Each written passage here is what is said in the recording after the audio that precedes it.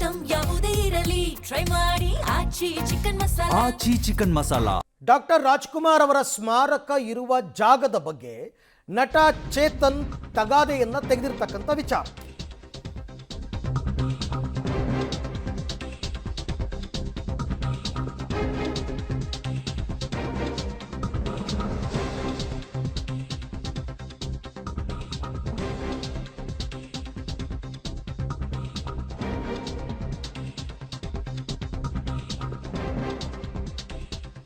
Doctor Raj ಸ್ಮಾರಕ ಜಾಗದ ಬಗ್ಗೆ ನಟ ಚೇತನ್ ತಗಾದೆ.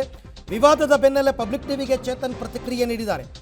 ಇದು ನಾನು ಕ್ಷಮೆ ಕೇಳುವ ವಿಚಾರವೇ ಅಲ್ಲ ಅಂತ ಅವ್ರು ಹೇಳೋದು. ನಾನು ಸರ್ಕಾರ ಜಾಗ ನೀಡಿರೋದನ್ನು ವಿರೋಧಿಸ್ತೀನಿ. ಸರ್ಕಾರ ಸಮಾಜದ ಸಮಸ್ಯೆಗಳ ಬಗ್ಗೆ ಗಮನ ಹರಿಸಬೇಕು. ವೋಟ್ ಬ್ಯಾಂಕ್ ಉದ್ದೇಶಕ್ಕೋಸ್ಕರ ಇದನ್ನೆಲ್ಲ ಮಾಡಿದೆ. ನಾನು ಕೂಡ ಡಾಕ್ಟರ್ ರಾಜ್ಕುಮಾರ್ ಅವರ ಅಭಿಮಾನಿ.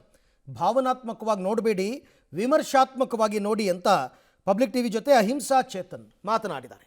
ಸೊ ಇದು ನಾನು ಕ್ಷಮೆ ಕೇಳುವ ವಿಚಾರ ಅಲ್ಲ. ನಾನು ಕೂಡ ರಾಜ್ಕುಮಾರ್ ಅವರ ಅಭಿಮಾನಿ. ಆದರೆ ಆ ಜಾಗವನ್ನು ಸರ್ಕಾರ ಕೊಟ್ಟಿದೆಯಲ್ಲ, ಅದನ್ನು ನಾನು ವಿರೋಧಿಸ್ತೀನಿ ಅಂತ ಅಹಿಂಸಾ ಚೇತನ್ ಅವರ ಮಾತು. ಜಾಗದ ವಿಚಾರ ಈಗ ಪ್ರಸ್ತಾಪವನ್ನು ಮಾಡ್ತಾ ಇದ್ದೀರಾ. ಸೊ ಯಾವ ಕಾರಣಕ್ಕೆ ಈ ವಿಚಾರ ಬಂತು, ಏನು ಹೇಳ್ತೀರಾ? ನೋಡಿ, ಪ್ರತಿಯೊಂದು ವಿಚಾರಗಳು, ಸಮಾಜದಲ್ಲಿ ನಡೆಯೋ ವಿಚಾರಗಳು, ಸಮಾಜಕ್ಕೆ ಹೇಗೆ ಸಮಸ್ಯೆಗಳನ್ನ ಬಗೆಹರಿಸ್ಬೋದು, ಸಮಾಜದಲ್ಲಿ ಏನೇನು ಆಗಿದೆ, ಏನೇನು ಆಗತ್ತೆ, ಏನೇನು ಆಗಬಹುದು ಅನ್ನೋ ವಿಚಾರಗಳು ನಾನು ಪ್ರತಿದಿನವೂ 5-6 ಟ್ವೀಟ್ಗಳು ಹಾಕಿ ಅದನ್ನು ಚರ್ಚೆ ಮಾಡ್ತಾ ಇರ್ತೀನಿ.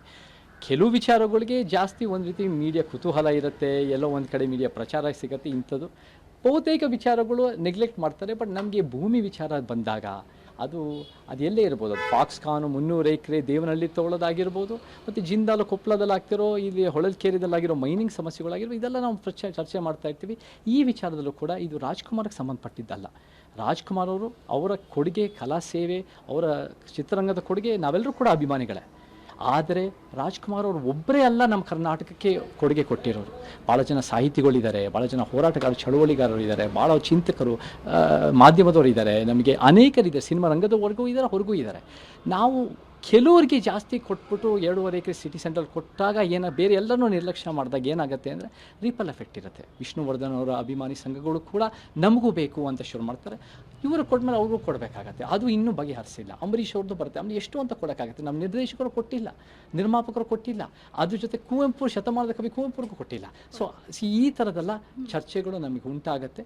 ಇದನ್ನು ನಾವು ಒಂದು ರೀತಿ ಸರ್ಕಾರ ಯಾವುದೇ ಯೋಜನೆ, ಇದು ಸರ್ಕಾರದ ಯೋಜನೆ ಬಗ್ಗೆ ನಿಜ ಹೇಳಬೇಕು ಅಂದರೆ, ರಾಜ್ಕುಮಾರ್ ಅವರು ಬದುಕಿದ್ದಾಗ ಅವ್ರು 2.5 ಎಕರೆ ಕೊಡ್ತೀವಿ ಅಂತ ಯಾರಾದರೂ ಹೇಳಿದ್ರೆ ಅವರೇ ಬೇಡ ಅಂದಿರೋರು.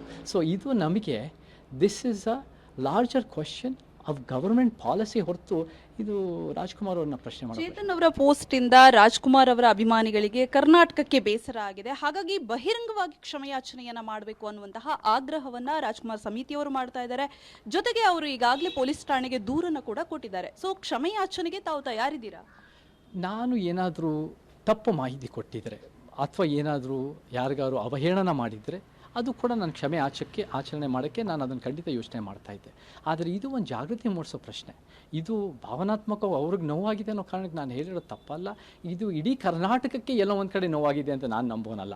ಇದು ಒಂದು ರೀತಿ ಅನೇಕರಿಗೆ ಇದು ಹೇಳಿದ್ರಲ್ಲಿ ಒಂದು ಸತ್ಯ ಇದೆ, ಇದು ಕೂಡ ನಾವು ಮೆಲ್ಕು ಹಾಕಬೇಕು, ಯೋಚನೆ ಮಾಡಬೇಕಂತ ಹೇಳಿರೋರು ರಾಜ್ಕುಮಾರ್ ಅಭಿಮಾನಿ ಸಂಘ ಅಂತ ಕಟ್ಟಿರೋರು ಮಾತ್ರ ರಾಜ್ಕುಮಾರ್ ಅಭಿಮಾನಿಗಳಲ್ಲ.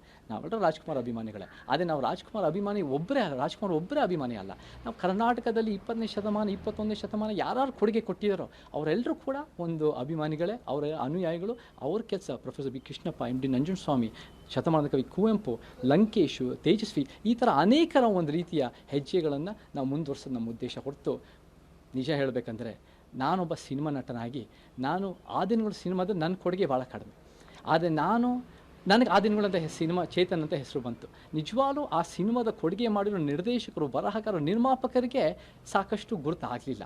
ಅದು ಎಷ್ಟೋ ಸರಿ ಈ ಸಿನಿಮಾ ರಂಗದ ಒಂದು ರೀತಿಯ ವ್ಯವಸ್ಥೆ ಹಾಗೆ ಇದೆ. ಸೊ ಹಾಗಿದ್ದಾಗ ಸಿನಿಮಾ ನಟರ ಕೊಡುಗೆ ಏನೂ ಇಲ್ಲ ಅಂತ ಹೇಳ್ತಾ ಇಲ್ಲ, ಭಾಳ ಜನ ಕೊಡುಗೆ ಇದೆ, ಅದನ್ನು ನಾವು ಗುರುತಿಸಬೇಕು. ಸರ್, ಈಗ ದೇಶದಲ್ಲಿ ಸಾಕಷ್ಟು ಮಹನೀಯರ ಸ್ಮಾರಕಗಳಿದ್ದಾವೆ. ಬಿಕಾಸ್ ಮುಂದಿನ ಪೀಳಿಗೆಗೆ ಅಟ್ಲೀಸ್ಟ್ ಅವ್ರ ಬಗ್ಗೆ ಗೊತ್ತಾಗಲಿ ಅನ್ನುವಂತಹ ಉದ್ದೇಶದಿಂದಲೂ ಕೂಡ ಕಟ್ಟಿರ್ಬೋದು.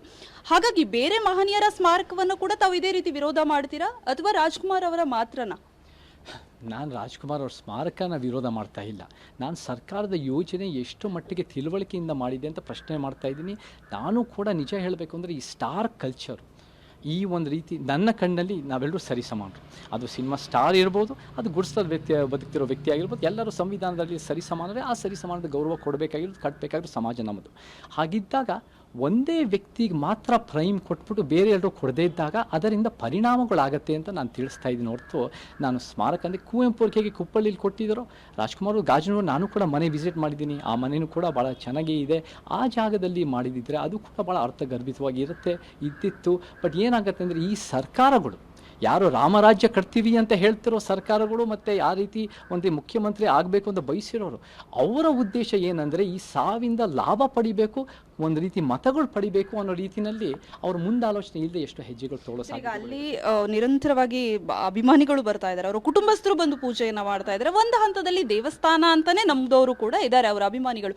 ಸೊ ಇಂತಹ ಸಂದರ್ಭದಲ್ಲಿ ತಮ್ಮ ಪೋಸ್ಟ್ ಅಪ್ರಸ್ತುತ ಅಂತ ಅನ್ನಿಸ್ತಾ ಇಲ್ವಾ ತಮಗೆ?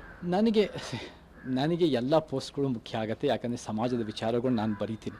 ಆದರೆ ಏನಾಗುತ್ತೆ ಅಂದರೆ ಕೆಲವು ಪೋಸ್ಟ್ಗಳು ಒಂದೊಂದು ಅದು ಮೀಡಿಯಾಗೆ ಭಾಳ ಕುತೂಹಲ ಮೂಡಿಸುತ್ತೆ. ಸೊ ಅದು ಒಂದು ರೀತಿ ಮೀಡಿಯಾಗೂ ಕೂಡ ಇದು ಒಂದು ರೀತಿ ನಮಗೆ ಎಲ್ಲೋ ಒಂದು ಕಡೆ ಈ ವಿಚಾರ ಹೇಳಬೇಕು ಅಂತ ನಮಗೆ ಎಲ್ಲ ವಿಚಾರ, ಕೊಪ್ಪಳದಲ್ಲೂ ಕೂಡ ಜಿಂದಾಲ್ ವಿಚಾರದಲ್ಲೂ ಸಮಸ್ಯೆ ಆದರೆ ಅದು ಕೂಡ ನಾವು ಹೋಗ್ತೀವಿ. ಎಲ್ಲೇ ಸಮಸ್ಯೆಗಳು, ಹೊಳಲ್ಕೆರೆಯಲ್ಲಿ ಮೈನಿಂಗ್ ವಿಚಾರ ಆದರೂ ನಾವು ಸಮಸ್ಯೆ, ಸಂಡೂರಿನಲ್ಲಿ ಅದು ಕೂಡ ನಾವು ಹೋರಾಟ ಮಾಡ್ತೀವಿ. ಯಾವುದೇ ಸಮಸ್ಯೆ ಇದ್ದರೂ ಅದನ್ನು ಭೂಮಿ ವಿಚಾರ ಅಥವಾ ಯಾವುದೇ ವಿಚಾರ ಅದಕ್ಕೆ ಬಗೆಹರಿಸೋದು ನಮ್ಮ ಉದ್ದೇಶ. ಕೆಲವು ವಿಚಾರಗಳು ಜಾಸ್ತಿ ಪ್ರಚಾರ ಸಿಗುತ್ತೆ, ಎಷ್ಟೋ ವಿಚಾರಗಳು ನಿರ್ಲಕ್ಷ್ಯ ಆಗುತ್ತೆ. ಬಟ್ ನಾವು ಎಲ್ಲ ವಿಚಾರಗಳನ್ನ ಜನರಿಗೆ ಜಾಗೃತಿ ಮೂಡಿಸಿ ಒಂದು ಉತ್ತಮ ಕರ್ನಾಟಕ ಕಟ್ಟೋದು ನಮ್ಮ ಉದ್ದೇಶ. ಎಷ್ಟು ಚೇತನ್ ಅವರ ಮಾತು. ಕ್ಯಾಮ್ರಾ ಪರ್ಸನ್ ಹನುಮಂತು ಜೊತೆ ಪವಿತ್ರ ಕಟ್ತಲ, ಪಬ್ಲಿಕ್ ಟಿವಿ, ಬೆಂಗಳೂರು. ಇದು ಚೇತನ್ ಅವರ ಮಾತು. ನಾನು ಸ್ಮಾರಕದ ವಿರೋಧಿ ಅಲ್ಲ, ಸರ್ಕಾರದ ನಿಲುವುಗಳ ವಿರೋಧಿ. ಮತಕ್ಕೋಸ್ಕರ ಇವರು ಹೀಗೆ ಮಾಡಿದ್ದಾರೆ ಅಂತಕ್ಕಂಥ ವಾದವನ್ನು ಯಾರೂ ಒಪ್ಪಲ್ಲ. ಹಾಗೆ ನೋಡೋಕ್ಕೆ ಹೋದರೆ ನಿಮಗೆ ಸಿನಿಮಾದ ಎಲ್ಲ ಕಲಾವಿದರನ್ನು ಒಂದೇ ತಕ್ಕಡಿನಲ್ಲಿ ಹಾಕಿ ತೂಕ ಮಾಡೋಕ್ಕಾಗಲ್ಲ.